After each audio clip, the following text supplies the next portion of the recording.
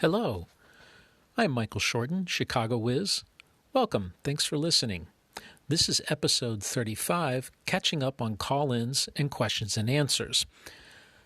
Over the past 4 weeks, as I've been doing sheltering in place with COVID and the state of Illinois ordering a lockdown, I've been very busy with work. Working from home has proven to be quite challenging in both the amount of work I'm doing, and I've been really diving into playing games.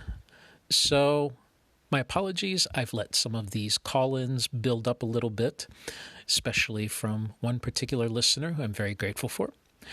And I'm going to answer those now, somewhat in a mixed order. I'm doing them in order of subject. First, we have some great call-ins about video games.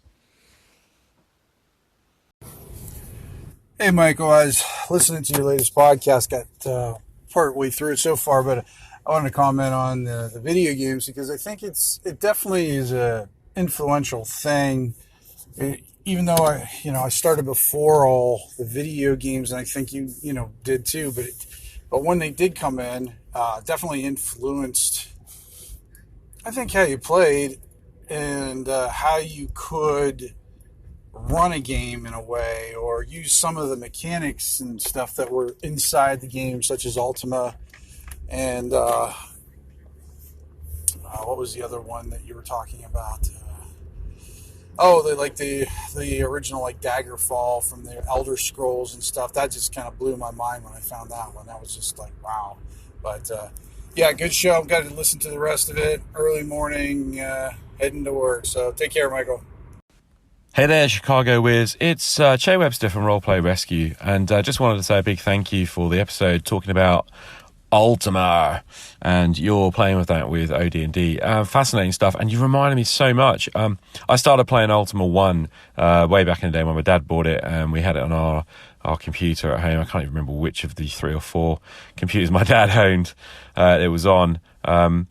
But it was awesome, and I really got obsessed with it, and Ultima 2 and 3 too, so I'm with you on that one.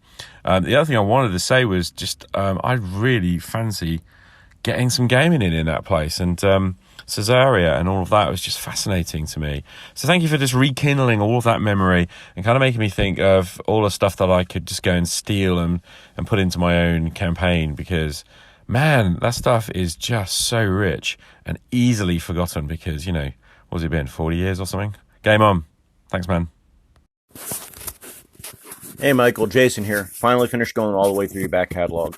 Really enjoyed your AD&D combat series, and your Ultima World sounds very interesting. I always played Fantasy with a PH.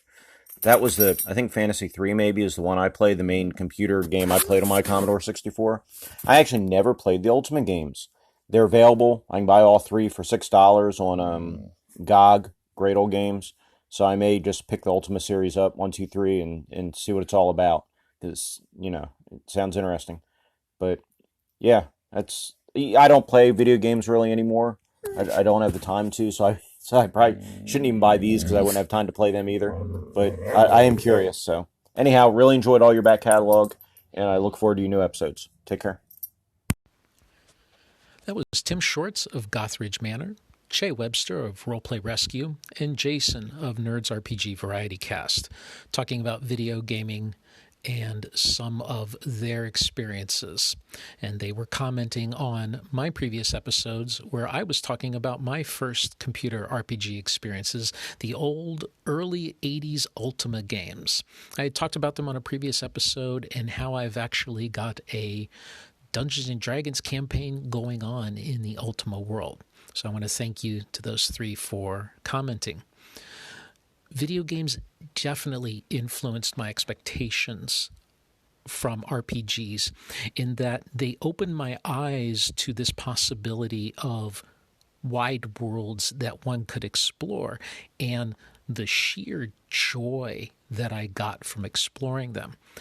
I think prior to that, I hadn't really considered that when I was doing Dungeons and Dragons, I was just coming up with, little dungeons, and I'd read a module here and there and never really clicked. But when I got into the Ultima games, it just opened my eyes into how much I craved worlds to explore. And that's been true for computer games that I play ever since. I was obsessed with Ultima as well. I played the first 3 games voraciously, and I was always trying to find new places. Maybe there was something hidden that I could find, or maybe if I went over here and explored this boundary, I could find, a new dungeon or something. And wasn't successful, of course, but it definitely spurred me on to try to do things, and some of the same things that I do today with the computer games I play. It is kind of funny, though. Jason was talking about going back and buying the old Ultima games. I have them on my hard drive as well, but I find it harder today to play the older games. They take up a lot more time than I remember. You definitely need a lot of patience because many of those games are very grindy at first. You can barely survive, and that's hard, and you've got to put in the time to build up the levels and get to the point where you can survive. I think much more so than today's more modern games where you definitely have, I think, an easier ramp to getting into a point where you can survive the game and truly explore it. I find that on a lot of older games that either I remember nostalgically or that I've always wanted to play, I end up watching other people play them on YouTube or Twitch. The game really has to pull me in, something like how Skyrim pulled me in. Oh my God, Skyrim's almost 10 years old, but I still remember those first feverish days and weeks where I was just exploring everything about that game, and it just really pulled me in. Minecraft recently has done that as well. I've been installing dungeon mods to be able to go and do dungeon delves and whatnot and figure out how to defeat them using the mechanics of Minecraft. And that's kind of pulled me in. It's really hard for me to find the time to commit, though, to digging down into video games because I have so much else going on with my miniature gaming and my roleplay gaming. So there you go. Jason, interestingly enough, has since that episode joined in my Ultima Play-by-Boast campaign. He is a magic user, and he found himself thrown right into the middle of a huge giant rat slugfest. The players did manage to get through that without serious damage, so they've earned some experience. But of course, since this is an original Dungeons & Dragons derived game, they only have 1 or 2 D6 dice worth of hit points, so in this even the giant rats can become a huge challenge, which is just like the early 80s RPG games. So welcome, Jason, and thank you all for your comments. Now we've got some other call-ins. Let's give them a listen. Hey, Jason here. So I just finished listening to your first couple episodes talking about, creating your sandbox campaign and really enjoyed that. I've always been more of a paper journal kind of guy than an electronic one. You talk about using a wiki and all, and I kind of write notes in a paper journal, which I may do a combination of the two. The paper is just really handy for me because I can pull out my little notepad or pull out my journal and write in it. But I definitely see the utility and understand the utility of the electronic one because it's definitely would be a lot more organized. So there's a lot to that. So I'm going through. Not related to that, but I do like your idea. Yeah, using Oriental Adventures and tracking I was going to do that anyway. I was trying to remember how to track what's going on in the world. Aside from the players, I forgot about Oriental Adventures. So I'm glad you mentioned that tool's in there. So Jason of Nerds RPG Variety Cast did a listen through my backlog of episodes. And there are quite a few messages from him in this episode that I'm going to be answering. Electronic documents, they are priceless to me, especially now with all my gaming currently online with COVID and sheltering in place.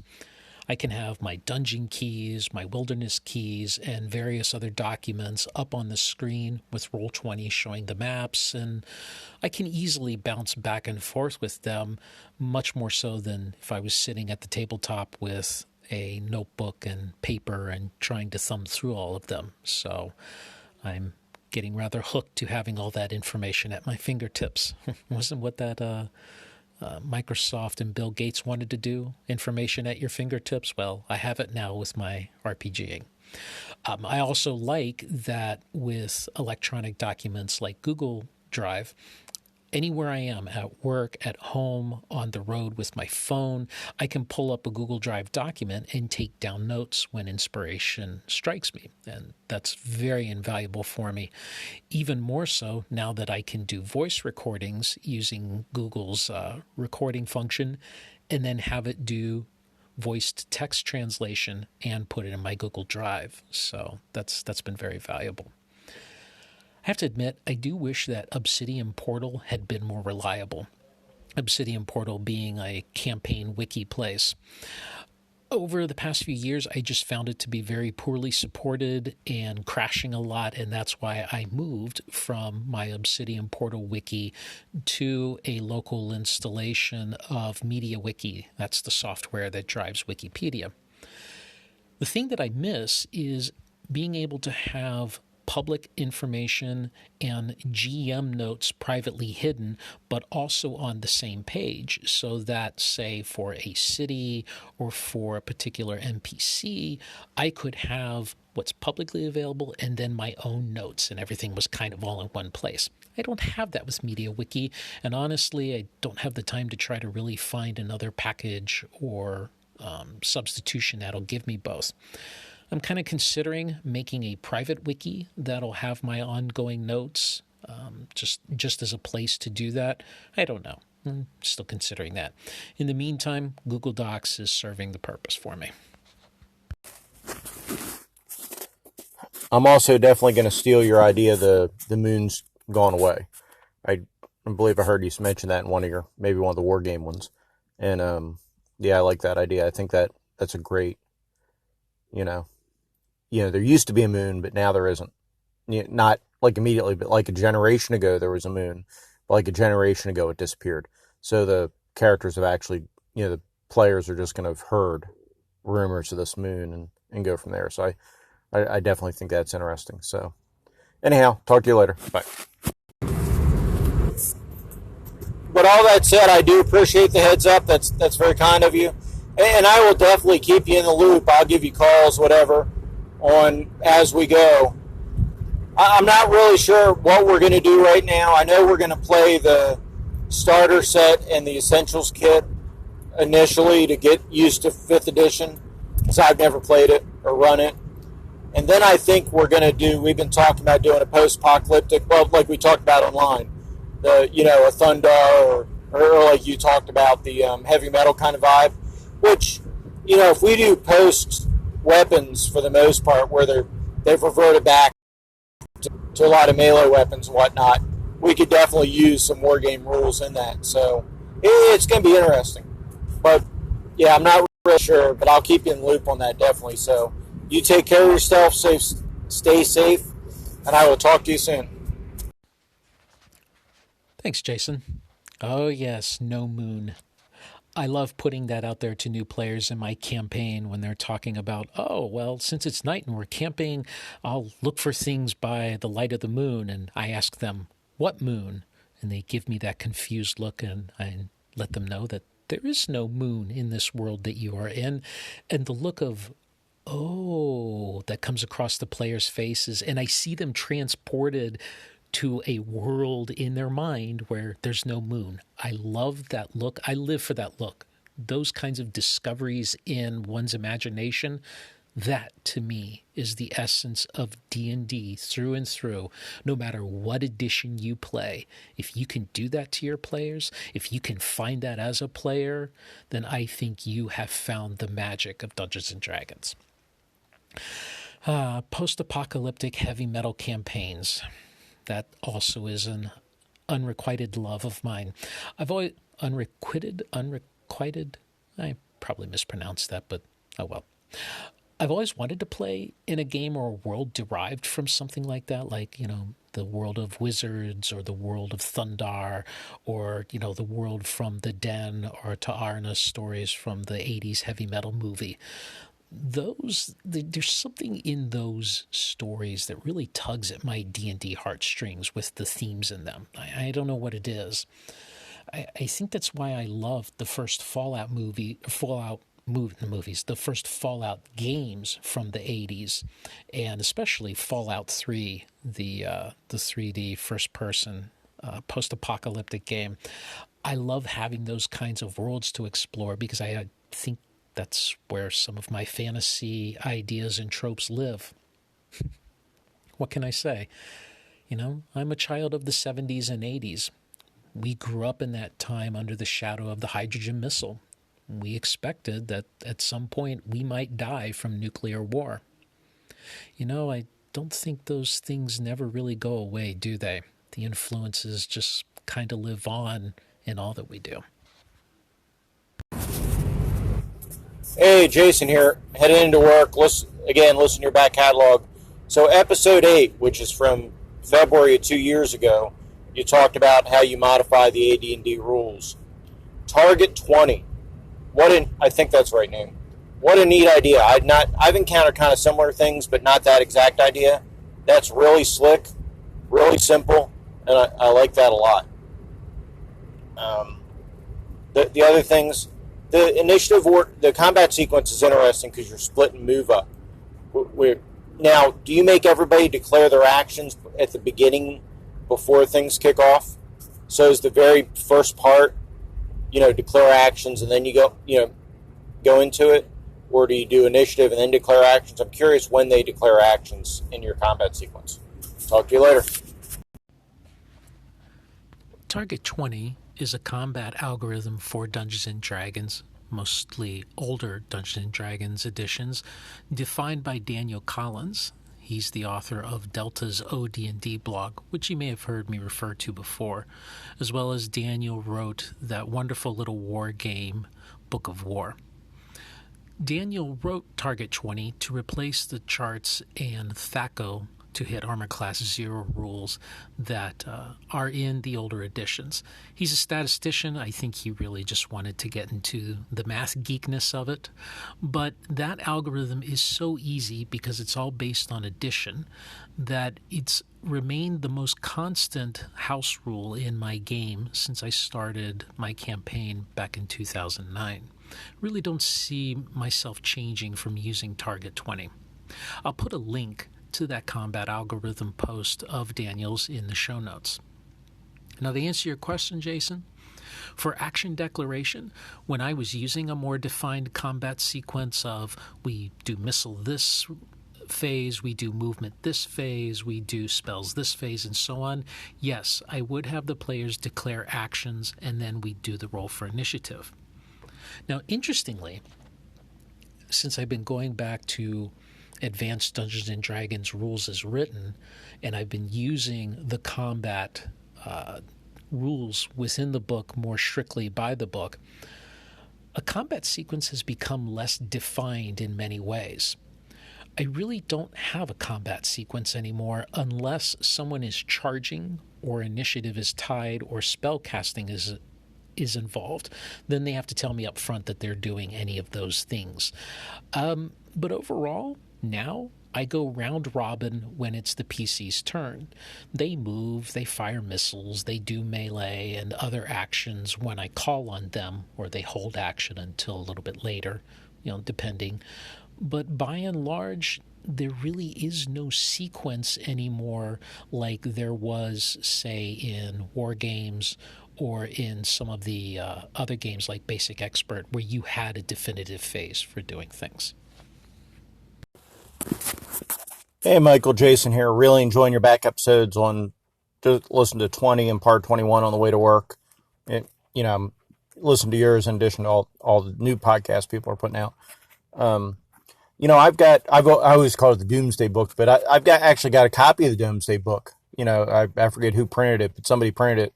So a decade or, well, more than that now, probably 2 decades ago. It's nice, like a faux leather bound.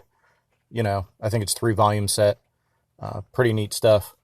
But anyhow, I'll talk to you later on. Really enjoying your thoughts. I really like your city and village generator stuff. I need to get back on your blog and look at those notes and look up some of that stuff. I think what I'm going to do, I don't want to totally map out the world, but I want to pre-generate a couple places. So when people come across it, I've got them ready to pull out. So, and then I'll plug them on the map. So talk to you later. I still use the generators derived from S. John Ross's essay on how to generate kingdoms and demographics that was based on his research into the Domesday books. I think it would be fascinating to have a set or access to a set of the Domesday books. I would be interesting to read them. The Domesday books, what were they? They were a census of sorts, or a survey of lands and ownership of those lands and lots of other related information that was collected in the 9th century England by order of King William I. And since then, they've served as a wonderful look into life into 9th century England and 9th century world in Europe, as it were. It's invaluable for filling in hexes if you're running a European-style fantasy game, because the approach that a generator based on the Domesday information really adds a bit of similitude to the feel of your lands and your kingdoms that I think would be hard to get if you were just kind of doing it on your own. Interestingly enough, one of the things that I've been doing during COVID shut-in is I've taken it upon myself to keep myself sharp by learning a new computer programming language. Now, the language I've chosen is Python. And to help with that, I'm taking my big Frankenstein spreadsheet hex generation system and turning it into a Python program. And I've been going back and rereading some of Ross's essay and looking at some of the things derived from the Domesday books and incorporating it into this Python generator. So I'm kind of excited about that. I'll put a link in the show notes to that essay by S. John Ross if you'd like to take a look, and I do highly recommend it. Hey, Michael, Jason here. Just listened to your interview with your wife. Really enjoyable interview. Thank you for recording that and sharing that with everyone. You know, I'm getting ready to start this 101 campaign, hopefully within the next month with my son, and so it gives me a lot to think about, so I really appreciate it. Thank you. The reaction to episode number 32, interview with my wife, was really wonderful. It really warmed our hearts, and I'm so happy that folks enjoyed it, and I hope that maybe perhaps that episode has helped some folks to try one-on-one gaming with their spouses, or maybe a child or a family member. It's just such a wonderful, intimate way to share time together. Unfortunately, it's been hard for us to squeeze in a game since I recorded and published that episode, but I'm hopeful we'll be able to squeeze one in the next few days. Unfortunately, with the COVID shelter in place, having the grandkids around 24/7 has made it hard to have alone time to actually do some gaming in. But we'll see what happens. Hey, Jason again. I know you're a busy guy, but if you had the chance, I would enjoy if you read through Unearthed Arcana and gave us your thoughts. I would really enjoy that. I do think there are things in there that are quite broken, but I'd be really curious to see what you think and your thoughts on the book. I realize a deep dive of Unearthed Arcana and your comments on it would be a pretty big project, so I'm definitely not wishing it on you, but if you decided to do that, I would definitely tune in for it. So, just thought. Yes, as I mentioned in episode number 34, I am indeed going to do a Chicago Is Reads Unearthed Arcana series. And probably next episode I will start that. I have no idea what to expect. I'm actually a little bit nervous, both in terms of what I might read and how it might turn out. I also think I might stream it a little bit. I'm not quite sure how this all turned out, but it'll be a fun experiment. So, wish granted. Hey, Michael, Jason here. I finally listened to your interview with Hobbs over on Hobbs and Friends. I apologize it took me so long to listen to it. So, I didn't know your name came from a cyberpunk infatuation. That's pretty cool.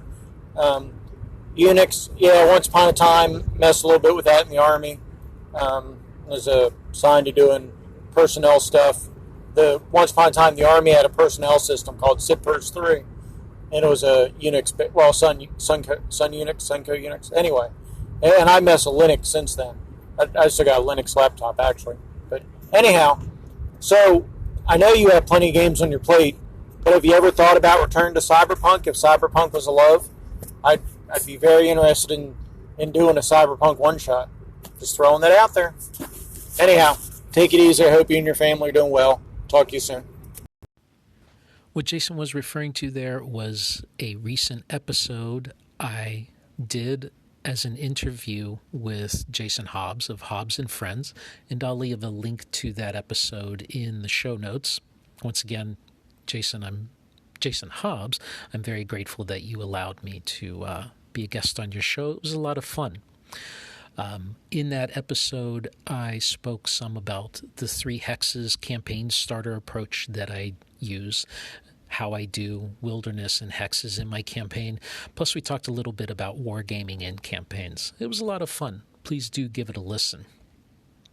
As far as running a cyberpunk game, I'm running or playing in 10 games right now, so I think I'm good. I think I'm maxed out on my capacity. But actually, the question brings up a little bit of reflection on my part, in that I think I have fallen out of love with cyberpunk. I'm not sure why. I don't know if it's just a case that cyberpunk was overdone and I've had my fill of it, or if maybe the world has caught up to the point where now we're living out our fiction, or what. I'm not sure. I'm just not nearly as enamored with the subject as I once was. You know, maybe it's a reflection of myself and the comparison between the angry young man that I was in the 80s and early 90s and the, I believe, more mellow person that I am in this 21st century. It's an interesting thought to think that we can trace our own changes in how we game. Kind of shows that maybe games are related very deeply to the mythology and the stories that we're writing with our own lives as much as anything else. What do you think? Yo, what's up, Chicago Wiz? Glad to hear a new episode from you. Glad to hear you're getting through this all right and doing some online gaming and stuff. But I wanted to call and say, like, unless you're using maps and minis, you don't really need Roll20, especially if you're using Zoom. You could do all sorts of visual stuff with Zoom, and plus, like, you could sketch up a map and just hold it up to the camera. Like, you don't have to scan and send stuff to everybody. It's maybe a little nicer, but I certainly don't think Roll20 is any sort of necessity. I don't even think it's... never mind. I don't want to get on my fucking soapbox about Roll20. But anyway, man, like, I just wanted to let you know that Roll20 is a tricky little devil sometimes. So don't feel like you need to use Roll20. Anyway, that's enough for me. I don't know what I'm talking about. Peace out. That is Joe from Hindsightless. Thanks, Joe. Really appreciate the comments. I completely agree with you that a GM doesn't need Roll20 to have a great game. Truth be told, I think my foray into Roll20 is as much a geek and nerd thing and a let's push myself to learn something new thing as anything else. But I have to admit that after a month of all my gaming being online and using Roll20 quite a bit, I'm completely happy with how it's turning out. I'll give you an example. I just showed my year-long online campaign players a top-down battle map of a place that they've been exploring for nearly a year, Griffin's Keep. They've been exploring it since the first game, and I bought a piece of software called Dungeon Draft, which allowed me to very quickly make up this entire hilltop and the woods and the ruined castle complex. They were thrilled. They loved it. They're still fighting in it right now, but it's really added something to that whole enjoyment, buy into the game, that they can really see how I visualized it and help them to visualize it themselves. I do still try to keep away from grid-based board game kind of play, although I will admit that it is nice to have the option to do some measuring, especially, if you have things like area of effect spells going off and they want to know, where does the entangle happen and who's caught by that. Roll20 does make that a little bit easier. I'm not really going to go much further than I have. I mean, the players do their own macros, and I think that's wonderful. I pretty much use it just for the maps and the dice roller and the ability to have little tokens moving around and to keep character sheets. And it serves its purpose great, and I'm happy with that. So your mileage may vary.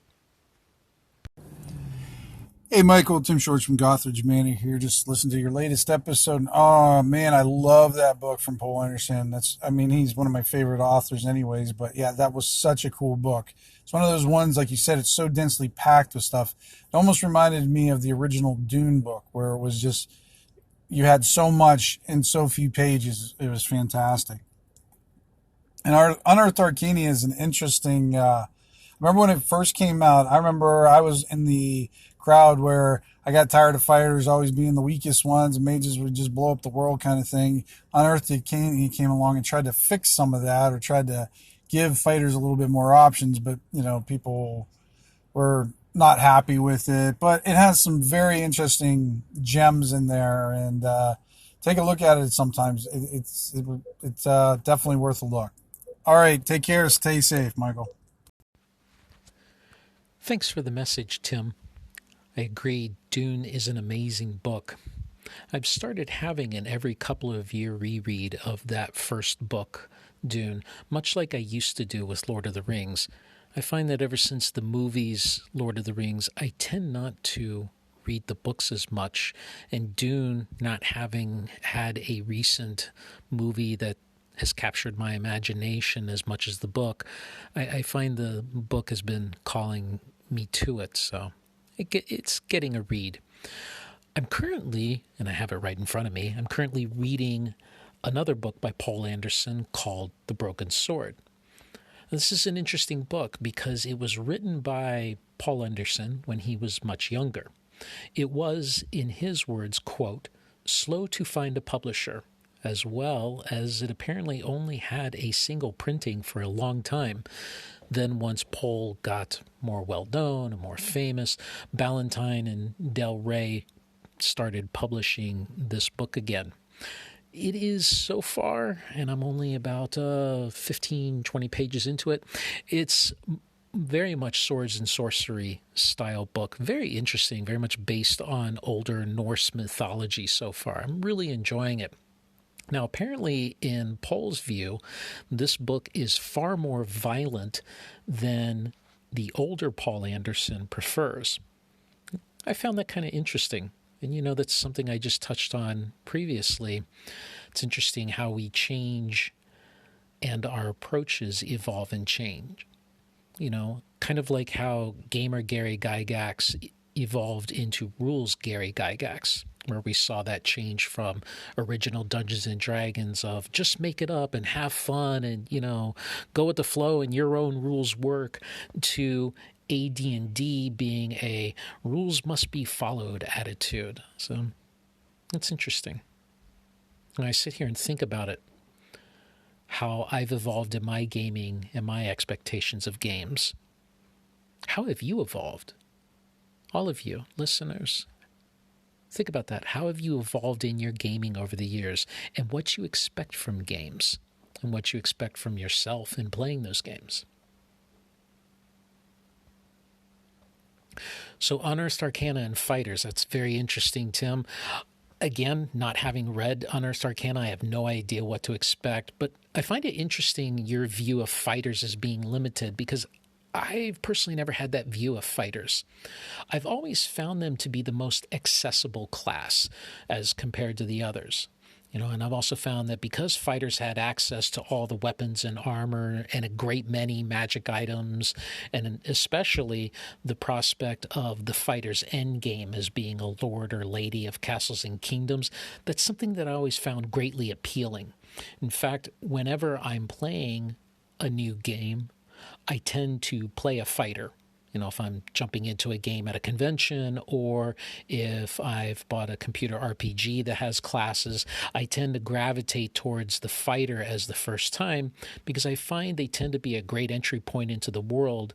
Usually means I don't have to know as much mechanically about the game to be a wizard or, something that's a little more rules in depth.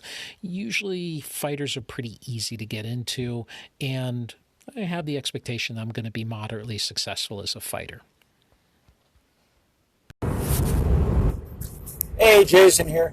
Just want to say I enjoyed your episode on Pursuit and AD&D.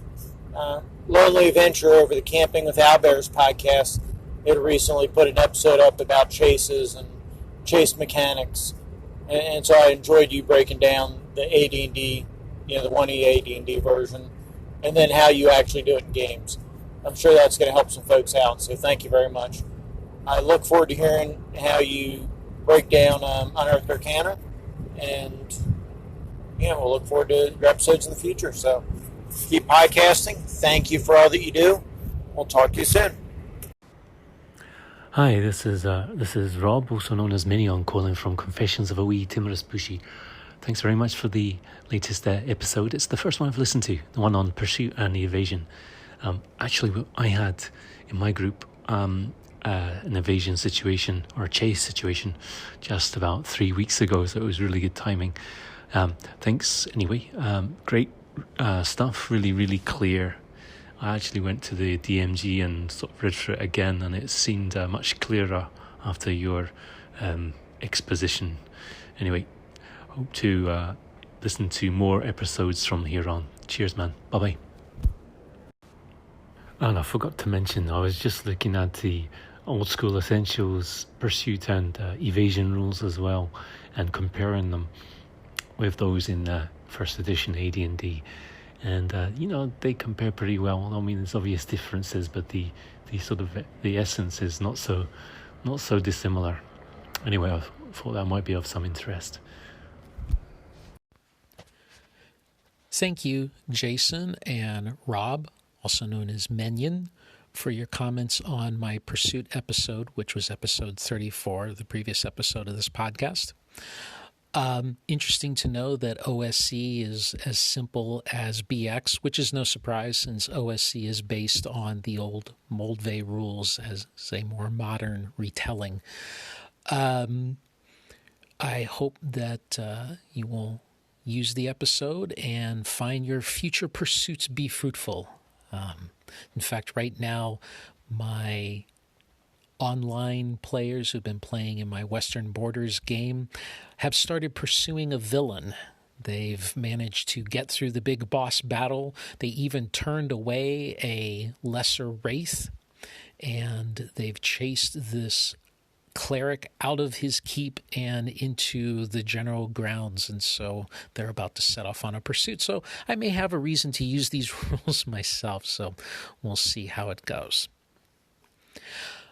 If you've made it this far in the podcast, I hope you enjoyed it. Once again, I'd like to thank all of the folks that called in. That would be Tim Shorts, Che Webster, Jason, and Rob, and last but not least, Joe. I've put links to all of their podcasts in my show notes, and I highly encourage you to go give them a listen.